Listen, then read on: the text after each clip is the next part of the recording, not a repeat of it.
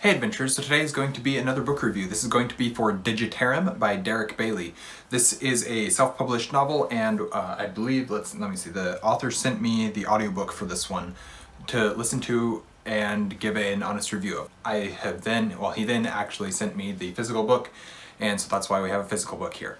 But let's get into this review. So obviously this is a fantasy book. There's a lot of like mythology tied into this, and it's kind of like a creation mythology in the way that the story is told. And it's a really interesting way of telling a story because I don't think I've ever actually read something like this outside of the Silmarillion, the first Narnia book, which is The Magician's Nephew, and then the Bible.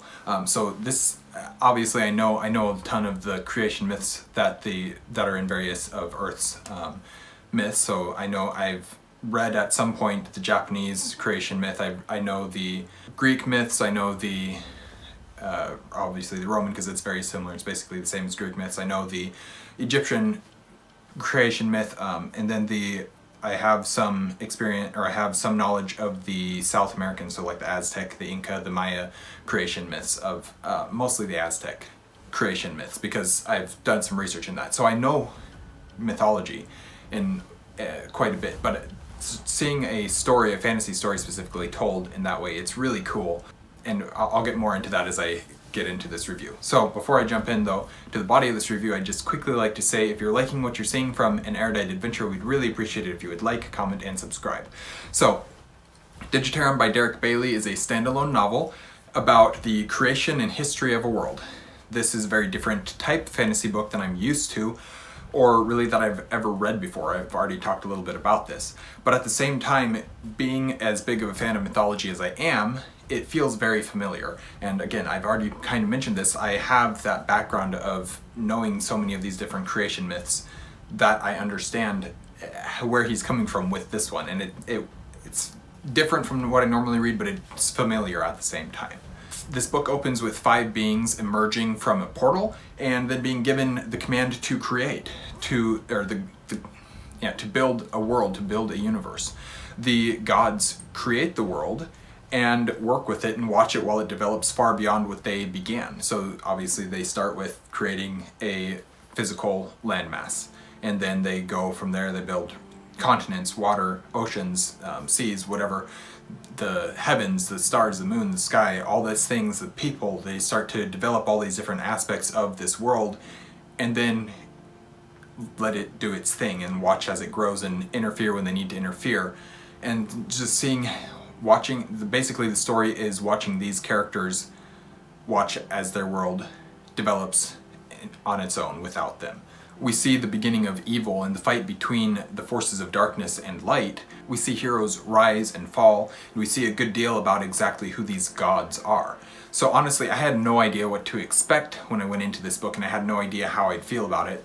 Thankfully, I came out enjoying it. That's always the hope. It's kind of a scary thing to be asked to review a book, because you're like, well, what if I don't like it? Then I have to give an honest review and say that I didn't like it. Luckily, it's the way that I approach books and I approach storytelling is I look at them and I judge them based on what they are, not on what I wanted them to be. And so I'm able to go in and read or consume a story in whatever form it is, whether it's a movie, a TV show, or a book, or an audiobook, or whatever. I'm able to consume that story and judge it for what it is, not for what I expected it, or what I thought it was going to be, or what I wanted it to be, or anything like that. And that's part of why I love going into books knowing nothing about them. I mean, obviously the cover, the title, those don't bother me, but going into the stories knowing basically nothing else really excites me, because then I can not have any preconceived notions and not worry about trying to reconcile what I wanted it to be and what it was. So that's a huge part of why I end up enjoying so many of the stories that I read, and why there's so few that I actually dislike. I mean, you'll look at the channel, pretty much everything that I've read and reviewed on this channel has been 3 or 4 stars, or has been 4 or 5 stars, with a handful of 3s.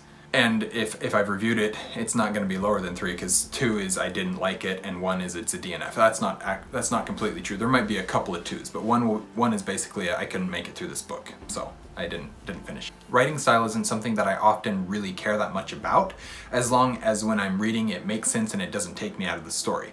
But for this book, it was interesting, it fit the story well, but at the same time, in a much longer book, I think that I could have gotten tired of it very quickly. The book is 195 pages with the about the author, so it's not a long book by any stretch of the imagination. It's a short book, it reads really quickly. I listened to the audiobook. The audiobook narrator reads it, and so, especially when I put it on double speed, which is what I listen to most books at this point, just because that's closer to my physical reading speed, and it allows me to not feel like people are talking this slow the entire time, which just gets frustrating to me. So I listen to books faster, and that's just the way it is. This one, it read fast, it listened fast, and part of that is due to the writing style. It's very straightforward and clear writing style. It's not really as flowery as creation myths can be, but in no means does it lack detail. The way that this book is written, everything is shown very logically, kind of almost as a list of events more than an emotional story. I don't want to misconstrue this and make you think that this is bad, or that it was only event after event after event. That's not at all what this book was. That's just, it leaned more towards that side of things than the beautiful wordsmithing just for the sake of pretty words, pretty sentences, pretty phrases. But because of the nature of the story and the way that it was being told and the length of this story at the same time, I actually think this type of writing works really well for this story. And again, if the book was a lot longer, I don't know that it would work as well. I need to read more of Derek Bailey's works before I make that decision. I don't know if this is unique to the story or not. There is quite a bit of a video game feel to this book, clearly intentionally, and that was also really fun to me. I like video games. I like these games where you build things. I mean, I think of like Minecraft or Lego Worlds, or even Civilization to some degree. I think Civilization is probably a closer to how this book feels than like Minecraft or anything. But the worlds where or the games where you're kind of creating things on your own, you're trying to build things up and you're making decisions of how things work.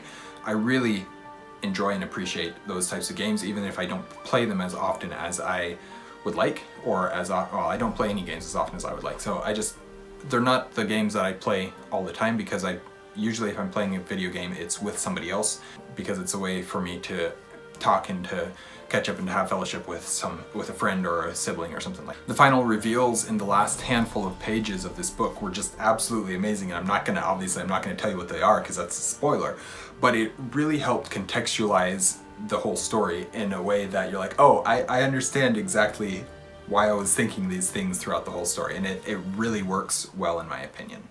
I do listen to a lot of audiobooks, and so I hear a lot of different narrators as well. And the narrator for this book is Jack Nolan, and I thought he did a really good job with this one. The performance really fits the story well, and it just helped with my overall enjoyment, as an audiobook often can do, and as a good performance can do.